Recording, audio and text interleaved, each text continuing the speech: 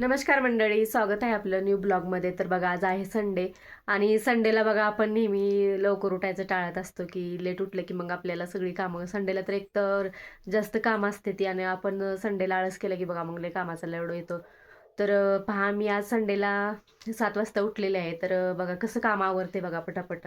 आणि संडेला मेन म्हणजे बघा कपडे, परत एक्स्ट्रा कामं जास्त असतातच आणि स्पेशल नाश्ता तर असतोच. तर मी स्पेशल नाश्ता पण आज संडेला बनवणार आहे. तर चला तर मग मंडळी व्हिडिओला सुरुवात करूया. आणि आज आहे बघा टेम्परेचर -13 एवढं टेम्परेचर आहे. एवढ्या थंडीतही बघा मी कसं काम करते तर पटपट. तर चला व्हिडिओला सुरुवात करूया.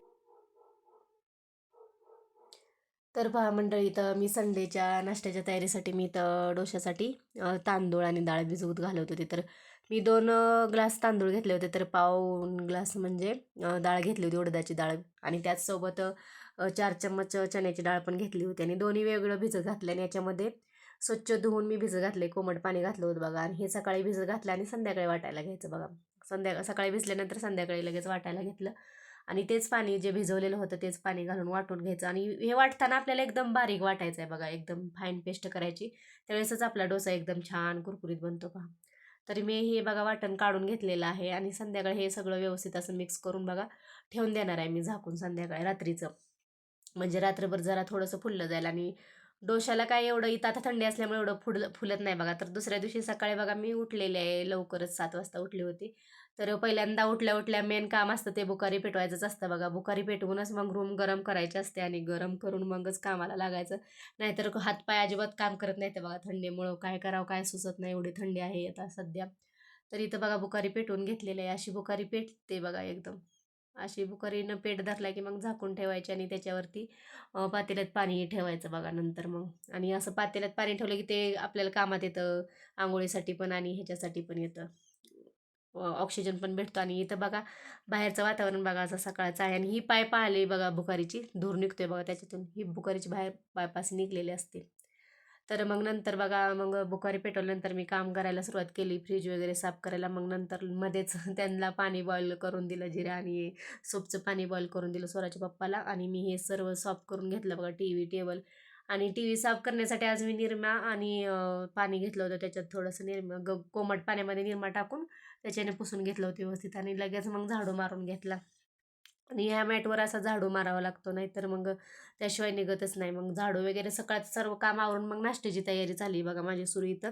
तर मी पहिल्यांदा इथं ओला नारळ फोडून घेतला होता आणि त्याच्या असं वरची पाटी खरवडून घेतली, साल काढून पाठीमागची काळी जो भाग असतो तो काढून घेतला. आणि इकडं बटाट्याची पण भाजी करणार होते त्यासोबत मी. तर बटाटा पण शिजवून घेतला होता मी. बटाटे गरमच होते म्हणून बघा बघ मी असं काट्याच्या चमचमध्ये अडकवून असं साल काढून घेतलेली आहे त्याची. तर ही एक ट्रिक आहे बघा मैत्रीण, गरम असलं तर काट्याची ट्रिक चमचमध्ये अडकवायचं आणि साल काढून घ्यायची पटकन. आणि लगेच मी इकडं बटाट्याचा मसाला बनवायला घेतला. तर कढाईमध्ये लसूण कांदा घालून घेतला आणि त्यामध्येच हिरवी मिरची बारीक केलेली घातलेली आहे आणि अद्रक पण घातली होती त्याचसोबत. आणि त्याच्यामध्येच हा बटाटा घालायचा लगेच स्मॅश करून, थोडासा कुस्करलेला बटाटा घालायचा, एकदम बारीक नाही केलेला बघा बटाटा. आणि त्याच्यामध्येच गरम मसाला आणि थोडासा धनिया पावडर घालून घ्यायची. आणि मग चवीपुरतं मीठ वगैरे घालून घ्यायचं आणि मिक्स करून घ्यायचं बघा व्यवस्थित. आणि हे मोठ्या गॅसवरच करायचं आहे आपल्याला, पटकन मिक्स करायचं आहे. जास्त कमी गॅसवर त्याला हे फिरवत बसायचं नाही, मोठ्या गॅसवर फिरवून फोडणी घालून पटकन काढून घ्यायचं. बघा इकडं मसाला बटाट्याचा तयार झाला, तोपर्यंत इकडं चटणीची पण तयारी करत आहे मी.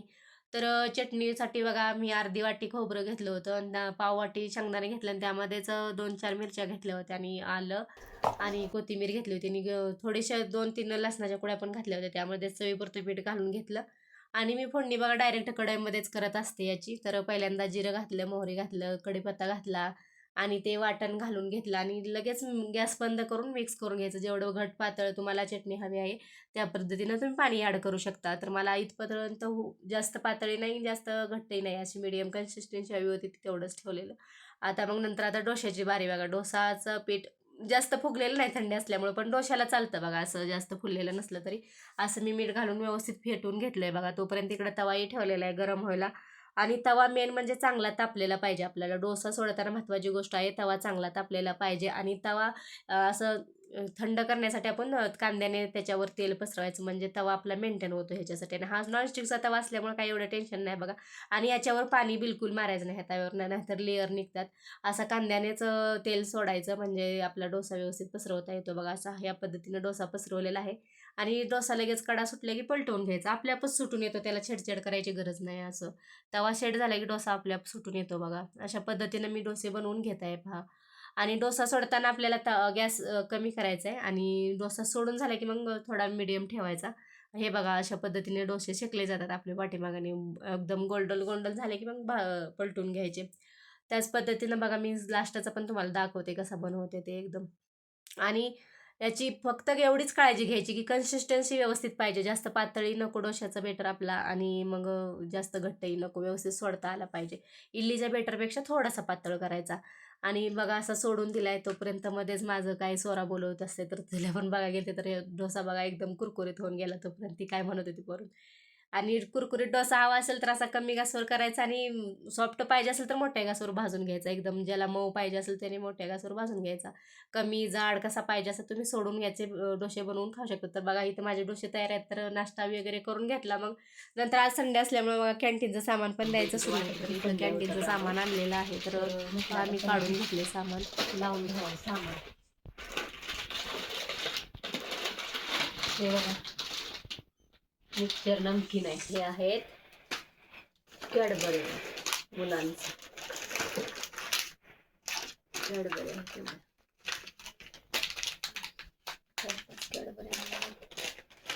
हे सूप आणले बघा, थंडीमध्ये प्यायला सूप. लोटो चोको पाय, parachute, Vaseline, brush, Colgate spray, साबण भांड्याचा, हे सूपचेच पाकिट आहे 4, कोलगेटचे 2, आणि फॉईल पेपर, आणि घासणी, हँडवॉश. घासणी बघा छान असते बघा, याच्याने भांडे खूप छान निघतात. अशी असते बघा, काढून हे बघा अशी घासणी असते, याच्याने सर्व भांडे घासू शकतो आपण. चिनी मातीची सोडून सगळी भांडे घासू शकतो ह्या घासणीने, छान असते घासणी. आणि हे हक्का नूडल्स सुद्धा आले कॅन्टीनला, ते सुद्धा आले. आणि इकडं तांदूळ 5 kg बासमती तांदूळ आणलेले आहेत.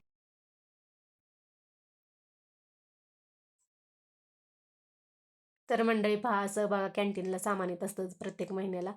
तरी बघा इथं एवढे मोठे कपडे होते, आता संडेला तर कपडे भरपूर पडतातच मुलांचे शाळेचे याचे, तर ते धुवून ड्राय करून मी आतमध्येच टाकत असते, कारण ते बाहेर सुकत नाहीत बघा, बर्फ पण तो त्याच्यात. आणि सोराची बॅग तेवढी म्हटलं पाणी नितळून धुतली होती हातानेच, ते काही ड्राय करता येत नव्हती मशीनमध्ये, म्हणून तिला बाहेर आणून टाकलेली आहे बघा.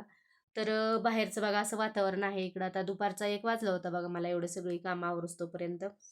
तर मंडळी कसा वाटला आजचा व्हिडिओ, थँक्यू.